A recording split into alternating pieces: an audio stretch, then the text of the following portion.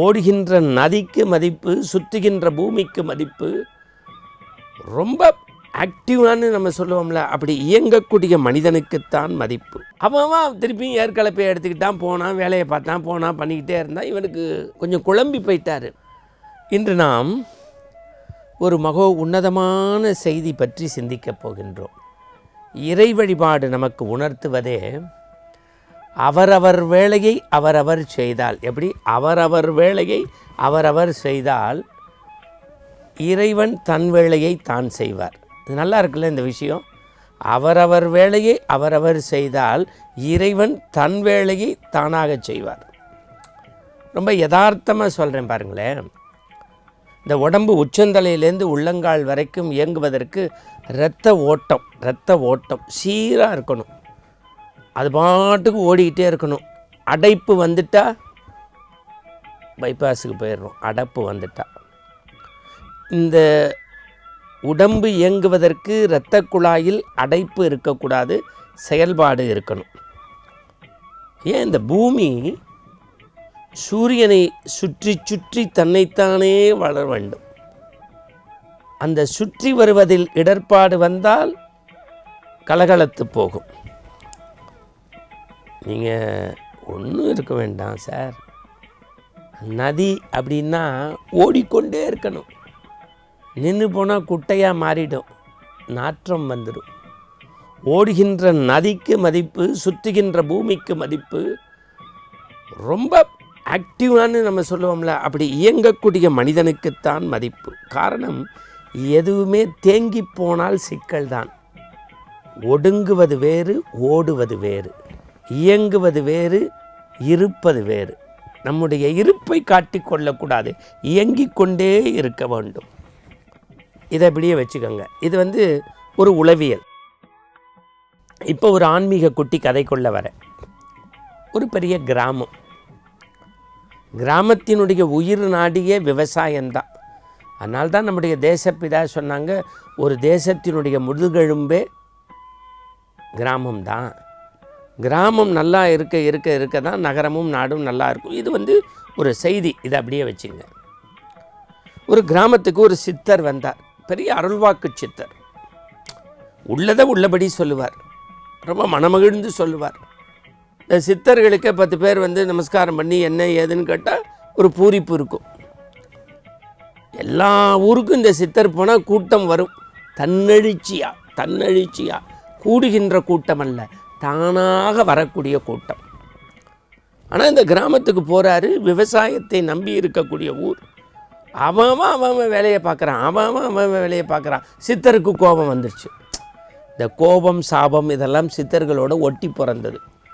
இதை கொஞ்சம் நுட்பமாக கவனித்தாதான் இந்த கதை நமக்கு புரியும். கோபம், சாபம் இந்த சித்தர்களோட ஒட்டி பிறந்தது. அதுவும் அவன் வேலையை பார்க்குறான். நம்மளை மதிக்கலை. நேராக போனான். அந்த ஊரினுடைய மையப்பகுதி பெருமாள் கோவில். இப்போ தெரியுது இந்த ஊர் ஏன் சீரோட சிறப்போட மகிழ்வோடு இருக்குன்னா, நல்லா மழை பெய்யுது, விவசாயி அவன் வேலையை பார்க்குறான். அதுதானே பெருமாளே, நான் உன்னுடைய பரமபக்தர் சித்தர் பேசுகின்றேன். உன் கையில் இருக்கக்கூடிய வலம்புரி சங்கு இருக்கிறதல்லவா, அதை நீ ஊதத்தான் மழை பெய்கிறது, ஊதத்தான் மழை பெய்கிறது. நம்முடைய சூடி கொடுத்த சுடர்மகள் ஆன்மீக செடியில் துளிர்த்த அதிசய துளசி ஆண்டாள் நாச்சியாருடைய ஒரு பாசுரத்தில் உண்டு. ஆடிபோல் மின்னி வழம்புரி போல் நின்று தீர்ந்தது. அப்படின்னா என்ன அர்த்தம்? ஆளிச்சங்க எடுத்து ஆண்டவன் ஊதினா அப்படியே வளம்புரி போல மழை கொட்டும் என்பது ஆண்டாள் பாசுரம் நமக்கு சொல்லித் தருகின்றது. பெருமாளே நிறுத்திக்கோ, நீ சங்கெடுத்து ஊதுறதை நிறுத்து.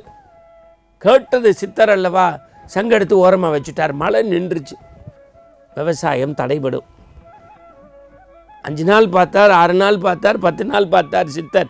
டெய்லி அந்த தெருப்பக்கம் போயிட்டு வந்தார். விவசாயிகள் எல்லாம் அவன் திருப்பியும் ஏற்கலப்பை எடுத்துக்கிட்டான், போனான், வேலையை பார்த்தான், போனான், பண்ணிக்கிட்டே இருந்தான். இவனுக்கு கொஞ்சம் குழம்பி போயிட்டார். பெருமாள்கிட்ட போய் நீ போய் என்னன்னு கேளுன்னார். அவதாரம்.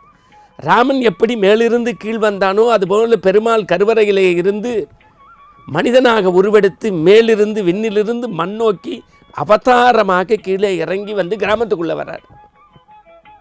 பெருமாள் கோவில் வாசலில் அப்படி நிற்கிறார். ஒரு விவசாயி போகும்போது நாராயணா கோவிந்தா வாசுதேவா காப்பாத்துன்னு போகிறார். பெருமாள் அவனையே கையை தட்டி கூப்பிட்டார், விவசாயி இங்கே வா,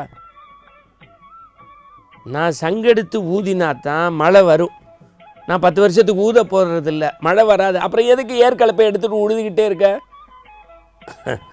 விவசாயி சிரிச்சுக்கிட்டே சொன்னான், சாமி உங்களுக்கு கொஞ்சம் மேல் சபை கம்மி போல், சாமி உங்களுக்கு மேல் சபை கொஞ்சம் கம்மி போல். நீங்கள் 10 வருஷம் விடாமல் இருக்கிறது உங்கள் செயல். பட் எனக்கு விவசாயம் தினசரி விடணும். மழை வந்தால் என்ன வராட்டி என்ன, ஏன் வேலை உழுகிறது. ஏற்கலப்பையை வச்சுக்கிட்டு பண்ணிக்கிட்டே இருக்கணும். என்றைக்காவது ஒரு நாள் மழை வரும்போது நான் இதை செய்யாமல் இருந்தேன்னா எனக்கு மறந்து போயிடும். தொழில் மறந்து போச்சுன்னா புவ்வாக்கு கஷ்டம். நம்ம செஞ்சுக்கிட்டே இருந்தோம்னா மழை ஒரு நாள் தானாக வரும். இப்போ ஒன்று சொல்கிறேன், நீ பெருமாள், உன்னை மாதிரி பல கடவுள் இருக்கான், உனக்கு ஏன் மரியாதை? சங்கெடுத்து ஊதுறதுனால மரியாதை. நீ இப்போ சங்கம் ஊதாமையே வச்சுருந்தீங்கன்னா அதில் தூசி படைச்சிரும், ஒட்டடை படிச்சிடும்.